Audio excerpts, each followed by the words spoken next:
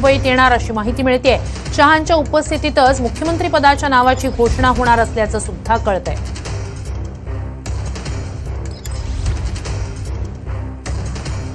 अधिकची माहिती या सगळ्या संदर्भात आपले प्रतिनिधी संदीप राजगुळकर यांच्याकडून घेऊया। संदीप, अत्यंत महत्त्वाची घडामोड, अमित शाह स्वतः राज्याच्या दौऱ्यावर येणार असं कळतंय।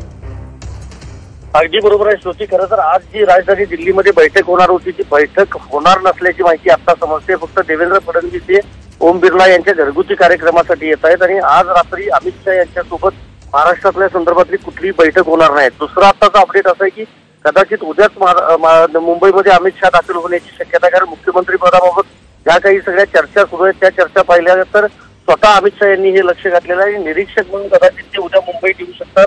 तिन्ही नेत्यांची मुंबईतच चर्चा होऊ शकते। आणि दुसरं महत्त्वाचं, मुख्यमंत्री पदाच्या नावाची जी घोषणा आहे ती घोषणा पत्रकार परिषद घेऊन ते करू शकतात, कारण ज्यावेळेला एकनाथ शिंदे यांनी बंड केलेलं होतं आणि नवीन सरकार स्थापन करण्याची वेळ आली होती त्यावेळेला देखील एकनाथ शिंदे यांचं नाव अमित शाह यांनीच जाहीर केलं होतं। त्यामुळे उद्या देखील महाराष्ट्रात सरकार स्थापनेच्या पूर्वी मुख्यमंत्री पदाच्या नावाची जी घोषणा आहे ती स्वतः अमित शाह करणार आहेत आणि कदाचित उद्या दुपारपर्यंत अमित शाह हे दिल्लीमधून मुंबईमध्ये दाखल होऊ शकतात।